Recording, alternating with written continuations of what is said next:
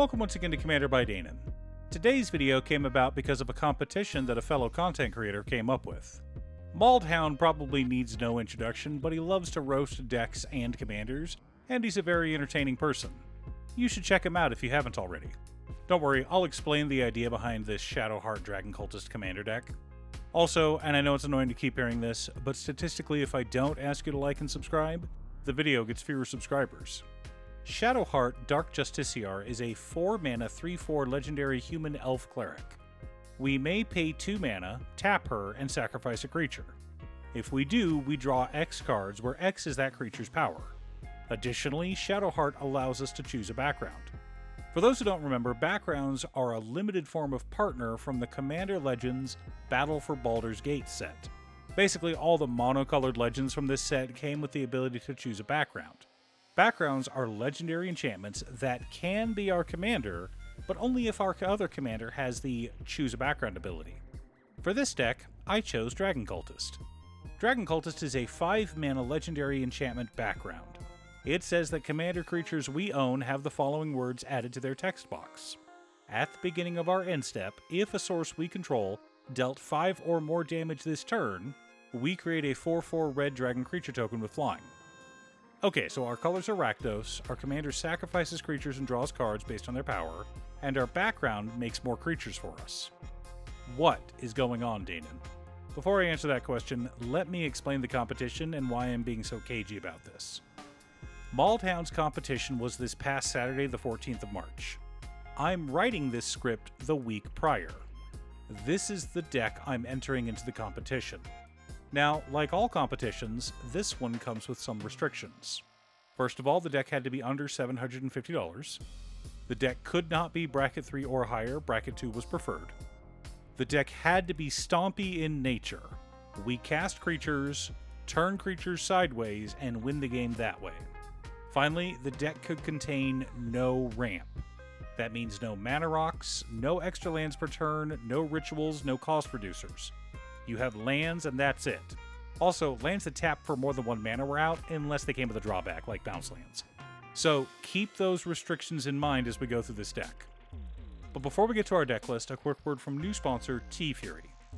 Every day, T-Fury has new designs that are on sale, but as you can see, they also have a great collection of other shirts. Anime, D&D, 80s retro, comic books, Lord of the Rings. There are thousands of shirts to choose from. I've been a loyal customer of theirs for 10 years, and I'm so happy to finally be sponsored by them. Click the link down below to see new designs and to add to your geek wardrobe. Normally, I recommend people follow a checklist of some kind. This help makes your deck more consistent, which leads to games that are more fun. Yes, I do intend to do a video on fun in Commander, but not today. I did want to remind everyone that the checklist exists, but we ignored it for today's video. Oh, one more quick announcement before we get started. I'm streaming on Gaming with Danon as well as Twitch. Sometimes I'm building Commander decks, other times I'm playing Final Fantasy XIV, but you're always welcome to pop in and talk about Commander. Honestly, about half my streams are talking about manga, anime, or Commander. Without further ado, let's talk about the deck list.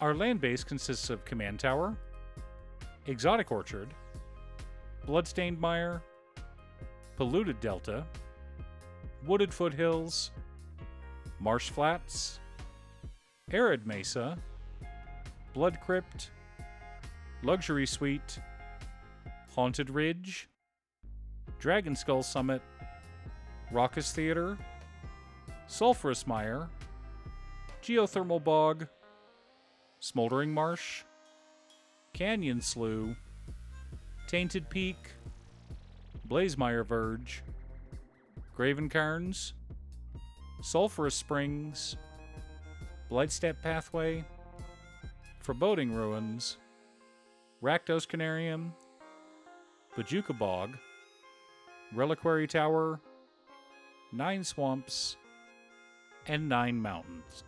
We've got a lot of lands in this deck, but that's to be expected when you don't have any ramp. For card advantage, we're running Grave Venerations, Shieldred Whispering One, Zu-Ifit Osteoharmonist, Victimize, Urabrask Heretic Praetor, Shakedown Heavy, Apprentice Necromancer, Siphon Mind, Village Rites, and Chainer Nightmare Adept. Mostly reanimation effects, more on that later. Our interaction and spot removal package consists of Warstorm Surge, Rakdos Charm, Chaos Warp, Feed the Swarm, Bedevil, Terminate, Abrade, Hero's Downfall, Withering Torment, Bolt Bend, Fling, Tragic Slip, and Imp's Mischief. Wanted lots of ways to remove annoying permanents. For board wipes, we're running Blasphemous Act, Toxic Deluge, and Delayed Blast Fireball. Lots of ways to ensure the board is reset when we want it to be.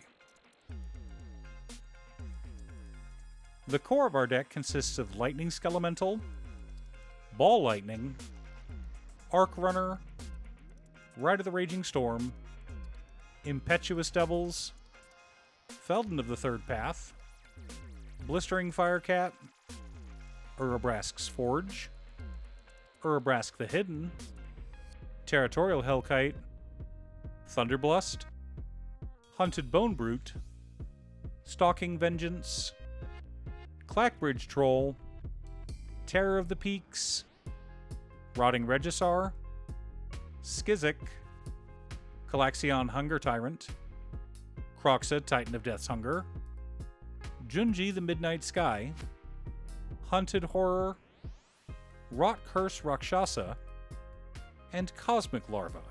Supporting our plan, we've also got Unleash Fury, Fiery Emancipation, Furnace of Wrath, Dictate of the Twin Gods, Lightning Greaves, and Swiftfoot Boots.